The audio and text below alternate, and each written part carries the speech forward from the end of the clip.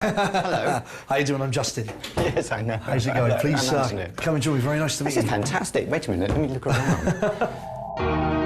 It was the female robot in the classic film Metropolis which inspired the look of Star Wars Prissy Protocol Droid, fluent in 6 million languages. I am C-3PO, Human-Cyborg Relations. Anthony initially turned down the role until he saw the designs for C-3PO at a meeting with George Lucas. I looked into the face of this drawing, this painting, and the face just looked straight back at me, absolutely into my eyes. It was one of the most, a kind of deep moment without being sort of coy about it. It had a human quality, beyond human. It had an honesty of emotion, of depth, almost of pain. And I said to George, could I play the part, please? And he went, sure. That was it. The first time Anthony put on his 3PO suit in front of the cast and crew was for this iconic sequence shot in the desert of Tunisia. I could see the Americans and the English and the Tunisian helpers. We had a lot of people to carry things and whatever. And everyone was just like... And the Americans, you could tell, were really totally... Wow, it's incredible, wow, wow. And then the Tunisian people were already bowing and sort of salaaming me because they had never seen anything. I really was like a god to them. And I stood there, like, really thinking, this attention was astounding. And then, I was a star. C-3PO spent most of the trilogy being ripped limb from limb and readied for the scrap heap.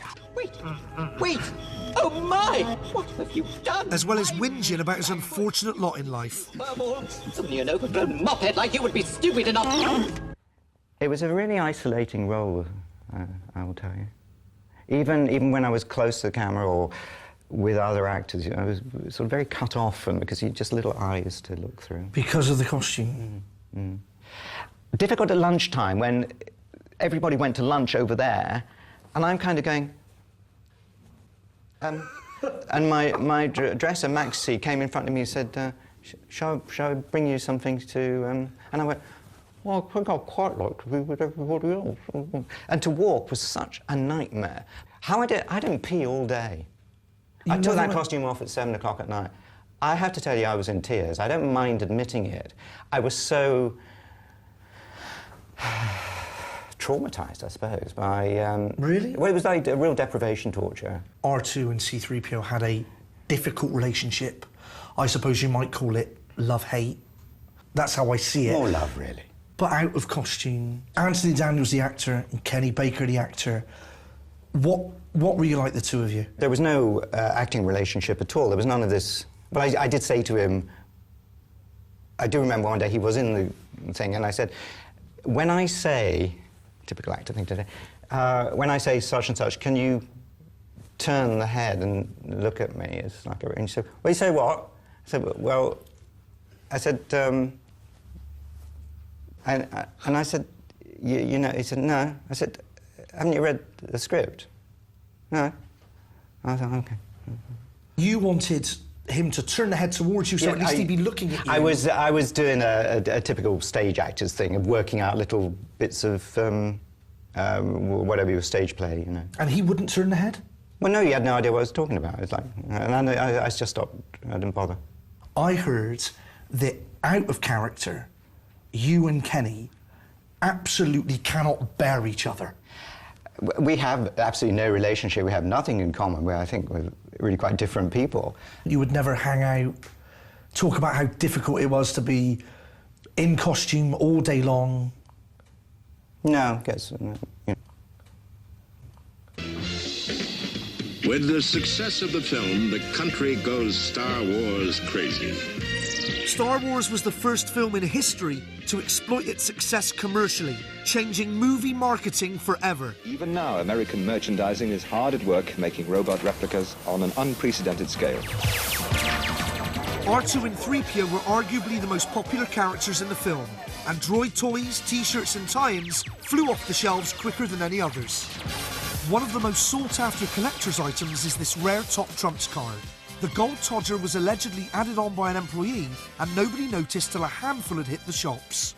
I got to say, I don't have a good sense of humour, obviously, but I do feel it. You know, people ask me to sign this card, and I say, I'm sorry, I think it's really rude and really discourteous to a character of whom I am very fond. Well, Anthony... Is that really a posy thing to say? No, not at all. So you can put your sodding card back, because I'm not signing it. I wouldn't ask you to sign it, but could I just show it to you and just see if you could confirm that we are actually talking about the same thing? Look at that. I can't believe you're doing this on camera. This is, honestly, I've looked at this long and hard. Honestly, does that upset you somewhat? Yes, I am fond of 3PO, and it's like somebody being rude about your best friend. You'd actually say, wait a minute. But I would say, if you're going to have one, better that it's... Big and gold and shiny. Exactly. Coming up, I'm off to the Big Apple to get my hands on a stud from outer space. Billy D Williams! And I'm desperately searching for a heavy-breathing man in Soho. Hello there, how are you? I'm dining with Darth Vader. See you?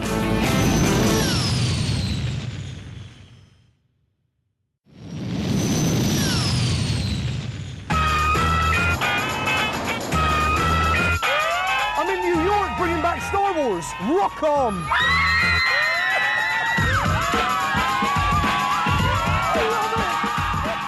I'm halfway through trying to reunite the cast of the greatest space adventure in history, and my force is being tested to the limit.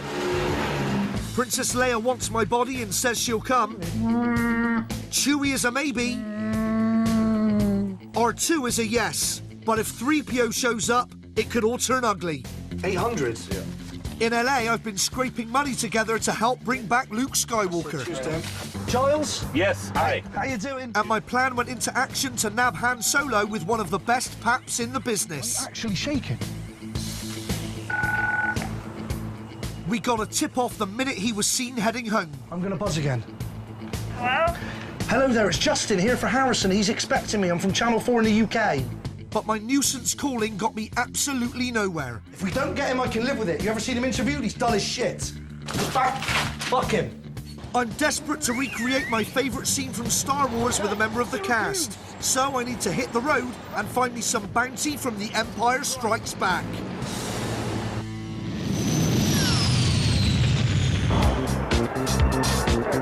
After the massive success of Star Wars, the whole world was desperate for another taste of the galaxy. In Turkey, they even made their own rip-off version. With child-killing robots, a slapper Princess Leia, and a very special take on Jedi training.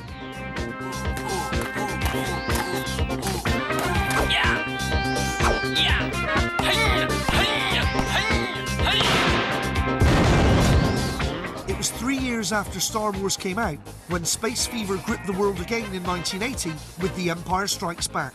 And this second part of the trilogy had some notable changes. Hey, steady, girl. Hey, what's the matter? You smell something? It was widely reported that this scene was written in specifically to deal with Mark Hamill's car accident, and that Billy D. Williams, aka Lando Calrissian, was introduced after claims that Star Wars had no black faces. Let's find this man. I want his chod.